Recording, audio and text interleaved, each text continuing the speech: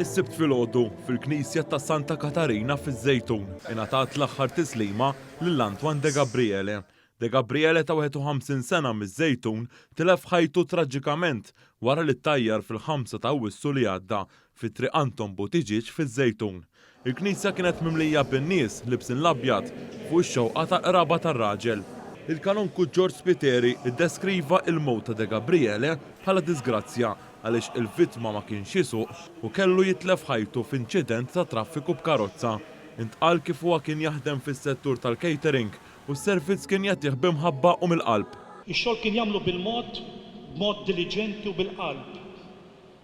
Is-servizz tiegħu kien jagħtih bit-tbissima u kien jipprova jaqdil kulħadd. Mhux ta' bxejn kien maħbub minn ħafna xlukkajri. Kont tieħu gost murt ikol fejn jaħdem għax kien jagħtik servizz tajjeb ta' very important person, VIP.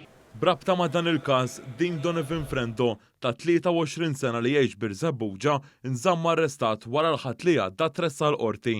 Iż-żagħżugħ qed jiġi akkużat b'ħitt tendran hekk kif allagatament tajjar lill-vittma u baqa' sejjer.